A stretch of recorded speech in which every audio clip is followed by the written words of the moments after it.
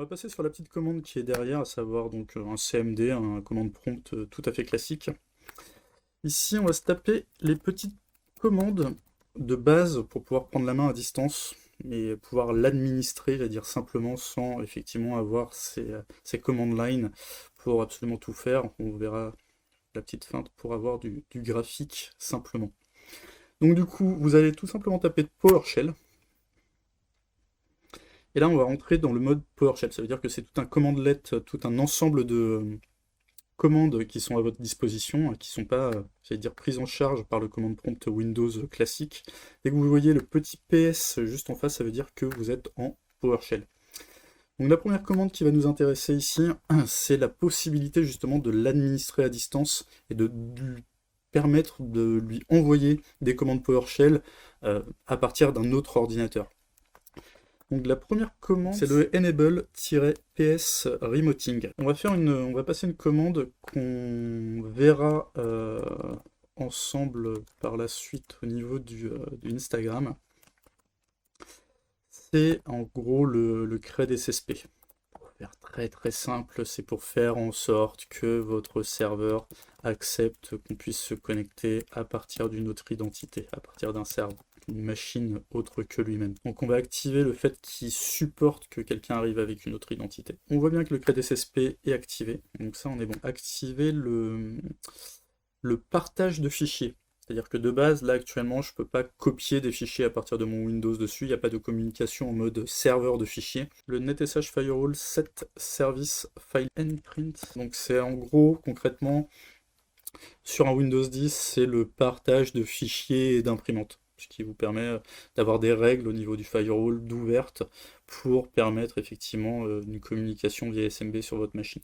Donc à partir de là, en fait, il fait tout simplement avoir la possibilité, tout est activé. Côté serveur, on n'a plus grand chose finalement à faire. Je vais tout simplement utiliser mon Windows 10 maintenant.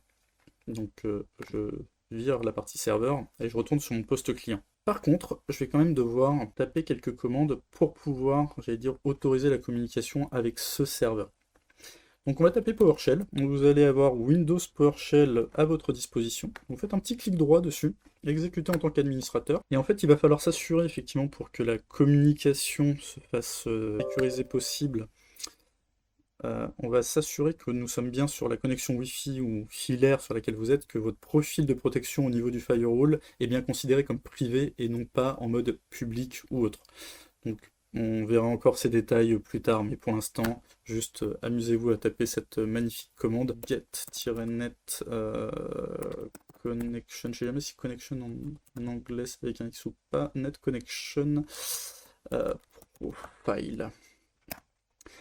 Donc ça va nous permettre de voir finalement la connexion sur laquelle on est, si elle est considérée comme privée ou publique au niveau du profil firewall. Donc on va attendre un petit peu, il n'a pas l'air des plus vivaces.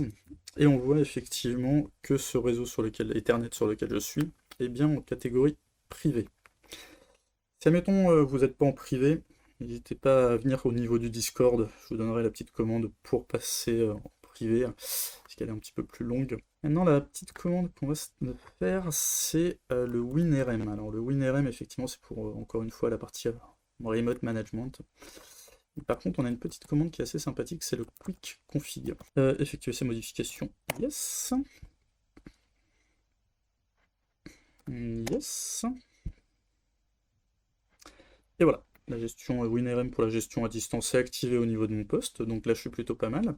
Et je vais te dire pourquoi, pour quelle finalement machine j'autorise une communication sécurisée. Donc là on va faire un set. Voilà. Item wsman /localhost /client. En fait on va tout simplement renseigner un fichier et on va le faire en ligne de commande, hop, host value, et ma machine donc du coup s'appelle vrt1-hq.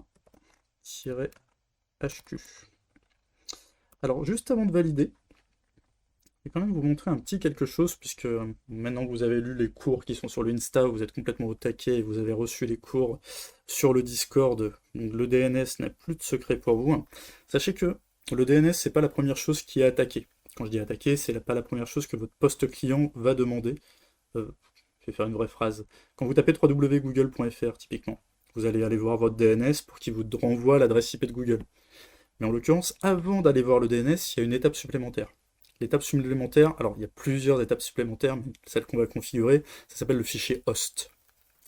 Donc en gros, concrètement, on va tout simplement ouvrir un notepad. On va taper notepad dans la recherche. Nous allons faire un magnifique clic droit sur notepad, qui est le bloc-notes. Hein. On va faire exécuter en tant qu'administrateur. Le notepad va s'ouvrir. On va dire oui. On va faire fichier. Ouvrir. On va aller dans... Ah bah très bien, c2.win... Alors, juste pour l'adresse, on va aller dans c2.windows system32. Et dans system32, on va chercher le répertoire drivers. Drivers qui est ici. On fait un magnifique double-clic dessus. On va aller dans le répertoire etc. Puisqu'actuellement, effectivement, je ne suis pas censé avoir de DNS chez moi, je viens de monter mon entreprise, j'ai mis mon serveur de virtualisation, j'ai pas de serveur DNS, je vais le monter plus tard. Mais on le fera plus tard d'ailleurs. Mais là, actuellement, j'aimerais bien taper vrt1-HQ en lieu et place de 192.168.0.11 à chaque fois. Là, je vais afficher tous les fichiers. Je vais aller sélectionner le fichier host, faire ouvrir. Et ici, je vais tout simplement pouvoir, entre guillemets, mentir ou du moins renseigner ma machine sur des adresses IP qui ne seraient pas renseignées dans le DNS que je suis en train d'attaquer. Donc là, en l'occurrence, la machine que je veux contacter, c'est la 192.168.0.11 et je veux que communiquer avec la 0.11 quand je tape vrt1-HQ, qui est le nom de la machine. Je fais un CTRL S pour sauvegarder. Je réduis ça. Je vais aller ouvrir, juste pour vérifier. Je vais taper cmd. Ouvrir un petit commande prompt. Et là, je vais aller taper un ping vrt1-HQ. Et là, je vois qu'il a bien résolu en 192.168.0.11. Alors qu'à la base, pour lui, vrt1-HQ, pour mon poste client, c'est personne. Donc du coup, vu qu'il n'est pas renseigné dans le DNS, il ne peut pas le retrouver. Donc le fait de vous pouvez le renseigner manuellement. C'est ce qu'on fera beaucoup dans le cadre du développement quand on a des serveurs qui ne sont pas en production et qu'on est dans un environnement un petit peu isolé, si je puis dire. Et là, c'est complètement mon cas. Donc là, on est bon. Donc je vais pouvoir utiliser vrt1-HQ en lieu et place de l'adresse IP. Donc, ce qui va me permettre de renseigner cette magnifique commande. Je fais entrer. Je mets un O pour oui, même si par défaut, c'est O. Et là, je vais taper une dernière commande. Le enable-wsman cred ssp-role, mais au lieu que ça soit serveur, on va mettre client. Et on va faire une délégation au niveau de l'ordinateur qu'on vient d'ajouter, à savoir... Alors, ça peut vous sembler du chinois, mais on verra tout ça dans les cours du Instagram IT Monkeys. Sinon, vous pouvez me le demander directement sur le Discord. L'adresse est affichée sous ma petite tête. Délégué computer, et donc du coup, on est sur vrt1-HQ. Tac. Entrée. On va mettre oui, avec un petit O, on peut faire entrer. Et là, effectivement, je vois que ma machine est complètement OP pour travailler, en l'occurrence avec du cred SSP, c'est ce qui va m'intéresser là de suite. En l'état actuel des choses, je ne vais pas pouvoir encore communiquer avec la machine. J'ai une dernière chose à faire au niveau de la sécurité, c'est de travailler avec une petite GPO qui de base bloque ma machine. Et donc pour cette communication, je vais taper groupe, modifier la stratégie de groupe. Je vais cliquer là-dessus. Et je vais aller voir vous vous souvenez des GPO. Les GPO qu'on a vu dans les cours donc du coup d'Insta, qui permet de configurer l'intégralité des postes. Et bien là en fait on a des GPO. Normalement, les GPO ne sont pas propres à l'Active Directory, si vous avez bien tout suivi. Elles sont également disponibles dans l'intégralité des postes Windows. Et c'est l'Active Directory qui va configurer les GPO locales finalement de l'intégralité des postes qui ont rejoint votre société, le domaine. Donc là, moi, ce qui va m'intéresser... Alors, par contre, là, on va y aller encore une fois au talent. On va aller dans configuration d'ordinateur, on va aller dans modèle d'administration. On va aller dans la partie système, et il y a délégation d'informations d'identification. C'est ça qui va m'intéresser. Alors de base, il y a une GPO qui est activée. Alors on va essayer d'afficher plus de choses. Bon, je passe le détail, mais en gros, vous prenez celle qui est activée et c'est celle qui est juste en dessous. Donc vous vous souvenez du NTLM, tout ça. Et bien en gros, là, c'est pour autoriser de communiquer avec cette machine en NTLM. Parce que pour l'instant, j'ai pas d'Active Directory, donc pas de Kerberos. Si je parle chinois, c'est que vous n'avez pas vu les cours Insta. D'accord? IT Monkeys. L'adresse est en dessous. Concrètement, on va faire du NTLM. Et NTLM, on a dit, c'est pas quelque chose de super sécurisé et de base, ça a pour vocation à être bloqué pour ce passage d'identité au niveau du serveur. Donc du coup, je vais tout simplement aller au niveau de celle qui est en dessous, en l'occurrence, hein, et faire un double clic, ce qui normalement me l'ouvrira à l'occasion. Ici, je vais faire activer, afficher. Je vais renseigner une valeur. Et là, je vais me taper WSMan. C'est un slash de souvenir vrt1-hq. Je vais tout simplement aller dans la partie feature. Alors, feature, ça va être en anglais. On va taper fonctionnalité plutôt. Voilà, c'est ça qui va m'intéresser. Activer ou désactiver des fonctionnalités Windows. Je clique allègrement dessus. Donc là, je suis bien toujours hein, sur mon Windows 10. Il n'y a pas de confusion. Hein. L'autre est vraiment écran noir. On va attendre qu'il me charge les fonctionnalités à disposition de ce système d'exploitation, de cette version du système d'exploitation. Je vois tout de suite que là, il y a Hyper-V. Je déroule Hyper-V. Et en fait, bon, alors, normalement, chez vous, vous pouvez cliquer sur plateforme Hyper-V. En l'occurrence, moi, je suis déjà dans une machine virtuelle, donc faire hyperviseur de type 1 sur une machine virtuelle, c'est possible, en vrai, mais pas dans ce scénario-là. Donc, on va simplement, nous, ce qui va nous intéresser, c'est tout simplement les outils d'administration Hyper-V.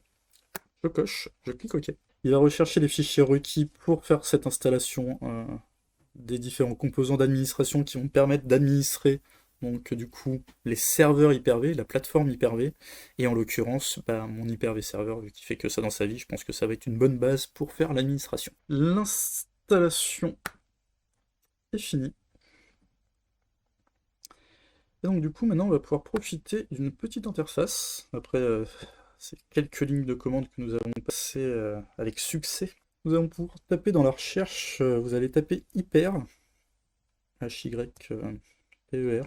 Voilà, ce que je veux, c'est le gestionnaire Hyper-V. Je clique dessus, le gestionnaire arrive, je sens qu'il arrive. Tac, parfait.